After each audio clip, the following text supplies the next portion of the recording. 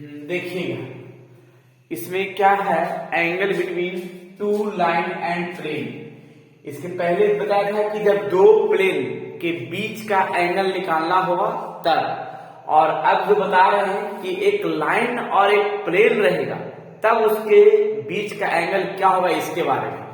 तो देखिए यहां पे लिखा है the angle between the line मेरा r equals to a plus lambda b and plane r into n cap equals to b। देखिएगा यानी लाइन और प्लेन के बीच का एंगल निकालना है, यानी साइन फाई यहां लिख दिया, साइन थीटा भी लिख सकते हैं, जो लिखना है वो लिख सकते हैं, ठीक है। थीटा फाई कुछ भी चलेगा, तो b into n cap upon magnitude b magnitude n और पूरा का मैग्नीट्यूड, ये होता है एंगल निकालने के लिए लाइन और प्लेन के बीच का, ठीक है ना। तो थोड़ा सा देखिएगा, लाइन और प्लेन के बीच का एंगल निकालने के लिए जो फॉर्मूला है b into n vector magnitude b upon magnitude जो है ना लिखा हुआ, ये साइन थीटा और लाइन और प्लेन के लिए। तो इस पर क्वेश्चन कैसे रहेगा, थोड़ा सा क्वेश्चन हम दिखाते हैं क्वेश्चन किस तरह से रहेगा। देखिएगा क्वेश्चन,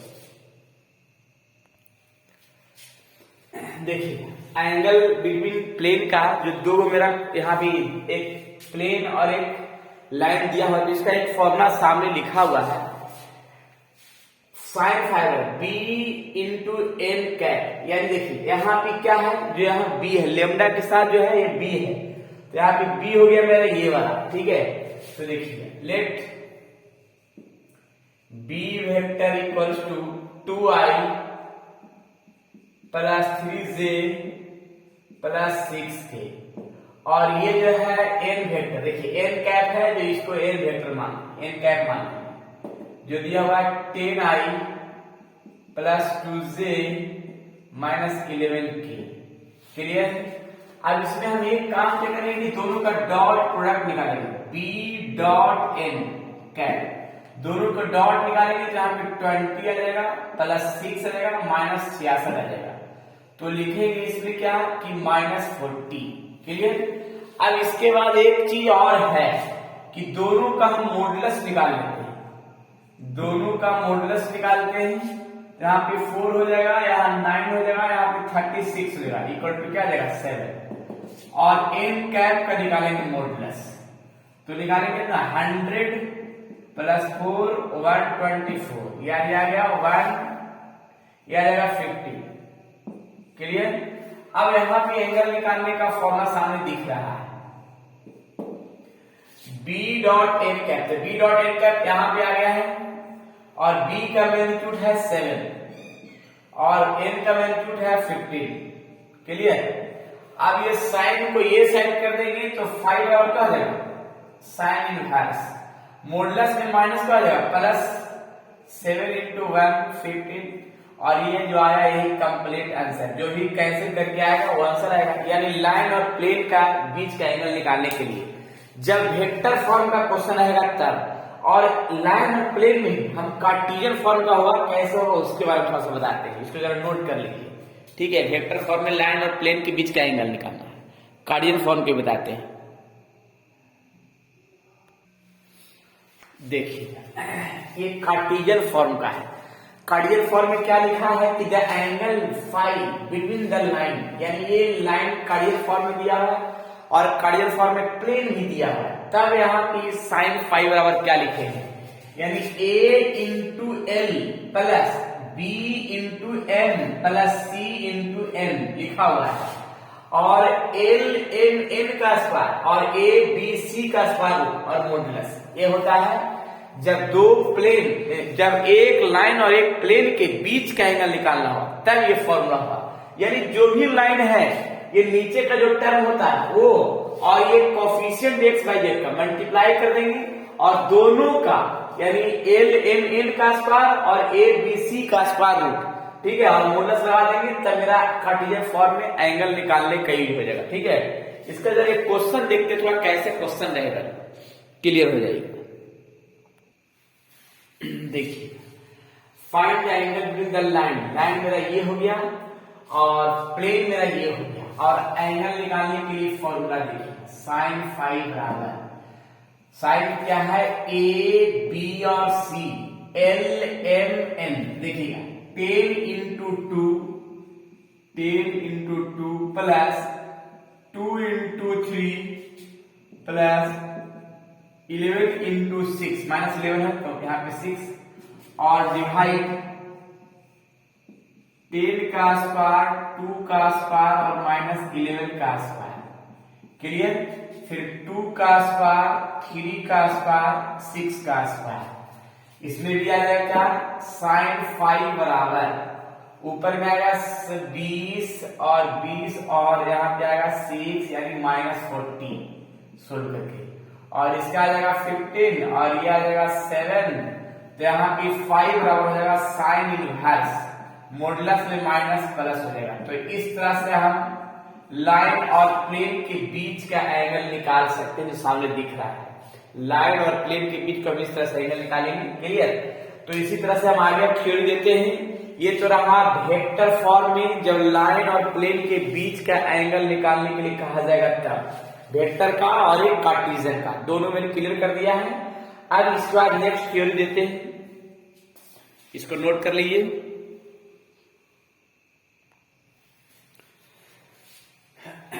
चलिए देखिए अब इसमें क्या है, distance of a point from plane, यानी एक प्लेन और एक पॉइंट के बीच का डिस्टेंस निकालने का ये फॉर्मूला है। जब एक प्लेन मालूम है, देखिएगा प्लेन क्या है r into n vector equal to d और एक पॉइंट है a वेक्टर जो मैंने आपको बता दिया है। तो जब डिस्टेंस निकालना होगा तो a इंटू एन यानी पॉइंट का है जो दिया हुआ वहां पे और n यहाँ पे प्लेन का है, दोनों को मल्टीप्लाई करेंगे और माइनस b और यहाँ पे जो प्लेन में रहेगा n उसी को मैग्नीट्यूड और पूरा का मॉडुलस। ये होता है जब पॉइंट और प्लेन के बीच का डिस्टेंस निकालना हुआ तब का ये डिस्टेंस फॉर्मूला हो गया। क्लियर? एक पॉइंट और एक प्लेन के लिए। अब इस पर क्वेश्चन कैसे लगा जरा देखिए आप क्वेश्चन थोड़ा सा तो ज्यादा बढ़िया हो जाएगा क्वेश्चन के लिए। देखिए find the distance of a point 2,5 - 3 from the plane इतना है। अब देखिए यहाँ पे जो पॉइंट है इस पॉइंट को मान ले ए मान लेते हैं। Let a vector equals to 2i plus 5j minus 3k और यहाँ पे n वेक्टर है, इस n वेक्टर को मान लेते हैं 6i minus 3j plus 2k। अब ये दोनों को हम डॉट निकालते हैं a डॉट n तो 2 इंटू 6 ये 12 माइनस 15 और माइनस 6 यानी ये आ जाएगा कितना आ जाएगा ये 21 यानी -9 आ जाएगा। अब यहाँ की एक चीज है कि n का मॉडुलस हम निकाल सकते हैं, n का मॉडुलस तो n का मॉडुलस 6 का स्क्वायर 36 प्लस 9 प्लस 4 यानी 7 और d बराबर जो है यहाँ पे क्या है 4, d बराबर 4 है यहाँ पे लिखा हुआ है। पुट कर देते हैं डिस्टेंस वाला में तो क्लियर हो जाएगा। a डॉट n यानी -9 और यहाँ पे हो गया d मेरा -4 और इसका मैग्नीट्यूड हो गया 7 तो इसका जो है आ जाएगा मॉडुलस में -30/7 यानी ये आ गया 30/7। जब एक पॉइंट और एक प्लेन के बीच का डिस्टेंस निकालना होगा तब ये फॉर्मूला सेट करना होगा। जब भी एक पॉइंट रहे क्वेश्चन में और एक प्लेन का रहे तो इसका और इसका यूज करिए, यानी a वेक्टर और ये n वेक्टर और ये d मान लेना है जो सामने दिख रहा है, ये फॉर्मूला यूज कर दिया है। क्लियर? तो इस तरह से हम निकाल सकते हैं पॉइंट और प्लेन के बीच का डिस्टेंस निकालने के लिए। ये तो रहा वेक्टर फॉर्म। अब थोड़ा सा कार्टेशियन फॉर्म इसको बताते हैं क्या हुआ कार्टेशियन फॉर्म का कंडीशन। क्लियर? देखिएगा इसमें मैंने क्या क्या है कार्टेशियन फॉर्म के लिए distance from a point x1 y1 z1 to the plane x plus by plus cz प्लस d इक्वल टू 0। जब डिस्टेंस निकालना हुआ प्लेन के लिए तो क्या हुआ a into x1 plus b into y1 plus c into z1 और प्लस d और x by z का कोफिशिएंट का स्क्वायर से डिवाइड कर देना है। वही आ जाएगा प्लेन और पॉइंट का डिस्टेंस निकालने के लिए फॉर्मूला कार्टेशियन फॉर्म के लिए। इस पर थोड़ा सा एक क्वेश्चन दिखा तो ज्यादा बढ़िया हो जाएगा, क्लियर भी हो जाएगा। ठीक है, देखिए क्वेश्चन देखिएगा इस क्वेश्चन में क्या है, कार्डियल फॉर्म में कि find the distance of a point 3, -2, 1 from the plane 2x - y + 2z + 3 = 0। तो सबसे पहले क्या है कि एक पॉइंट मालूम है जिसका नाम x1, y1, z1 दे सकते हैं। एक प्लेन मालूम है तो a, b और c और d। देखिएगा इसको बोल सकते हैं x1, y1, z1 और ये हो गया a, b, c और ये हो गया d। डायरेक्ट पुट कर देते हैं। देखिएगा डिस्टेंस फॉर्मूला, जब एक प्लेन और एक पॉइंट के बीच का डिस्टेंस तो 2 × 3 -1 × -2 2 × 1 + 3 और फिर इसके बाद x का कॉफिशिएंट का स्क्वायर, y का कॉफिशिएंट और z का कॉफिशिएंट का स्क्वायर। क्लियर। अब इसके बाद जब देखिएगा सॉल्यूशन करते हैं तो 6 + 2 + 2 + 3 या और यहाँ पे आएगा 4 + 1 + 4 यानी 9, नीचे आ जाएगा 3 और ऊपर में आ जाएगा 13 यानी 13y3। तो ये रहा कंप्लीट आंसर।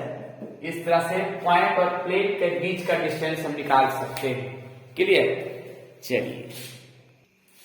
चलिए तो ये रहा एक पॉइंट और एक प्लेन के डिस्टेंस निकालने का वेक्टर और कार्टेशियन के लिए। चलिए अब दो लाइन कॉप्लिनर के लिए क्या होगा थ्योरी, उसके बारे में देखते हैं। चलिए नेक्स्ट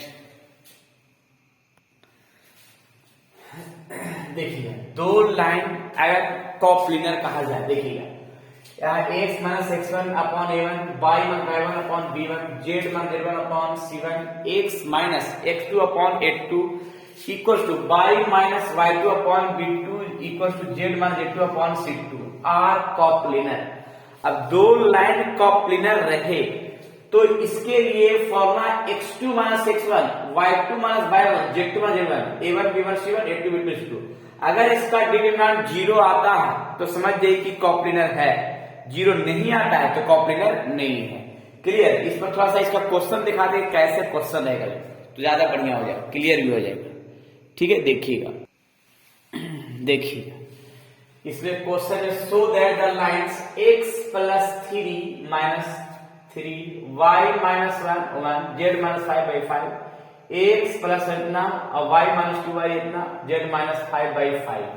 देखिएगा एक चीज तो फ्रेश है, a1 b1 c1 a2 b2 c2 और यहाँ पे इसको बोलेंगे x1 y1 z1। देखिए हम लिख देते हैं, यहाँ पे x1 मेरा हो जाएगा +3 तो -3 लिखा जाएगा, y1 हो जाएगा ओनली 1 और z1 हो जाएगा 5।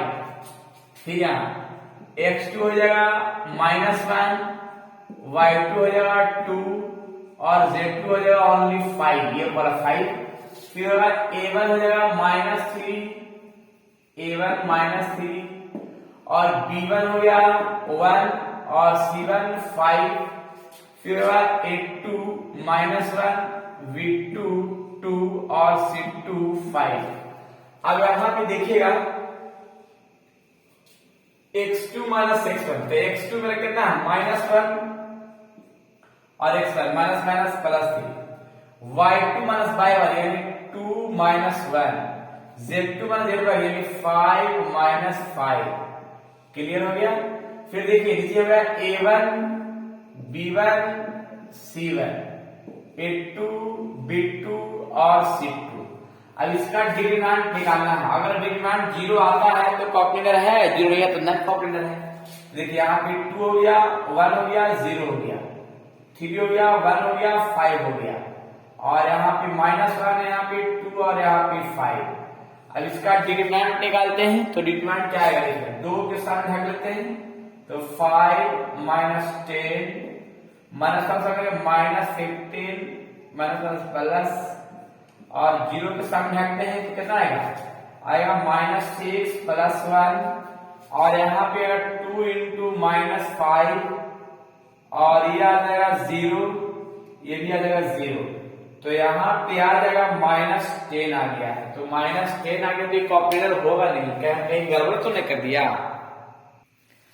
हाँ यहाँ पे गलत कर दिया, देखिए यहाँ पे -+ 10 होना चाहिए, प्लस -10 आ जाएगा, -10 और ये +0 तो -1 +10 यानी ये आएगा 0, यानी ये कॉप्लेनर हो गया। ये कॉप्लेनर ही प्रूव करना था, यानी डिटरमिनेंट से अगर 0 आता है तो ये कॉप्लेनर होगा, 0 नहीं आता है तो कॉप्लेनर नहीं होगा। यानी ध्यान रखना है, यहाँ पे x1 है, y1 है, z1 है, a1 है, b1 है, c1 है, जो थ्योरी में लिखा हुआ है, x2 है, y2 है, z2 है, a2 है, b2 है, c2 है, जो थ्योरी में लिखा हुआ है। और इसमें वैल्यू डायरेक्ट पुट कर देना है। अगर वैल्यू पुट करने पर 0 आता है तो कॉप्लेनर है, नहीं तो नहीं है। चलिए, तो ये आज जो है 3D का लास्ट थ्योरी था, ये क्लियर हो गया है और ये फिनिशिंग।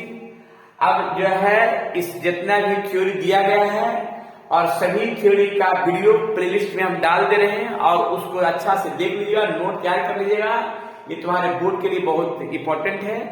चलिए, तो फिर हम नेक्स्ट क्लास में मिलते हैं नए थ्योरी के साथ, नए लेसन के साथ, नए टॉपिक के साथ। जब तक के लिए आप लोग खुश रहिए, स्वस्थ रहिए और मस्त रहिए, पढ़ते रहिए पूरा कंप्लीट थ्योरी और कंप्लीट क्वेश्चन।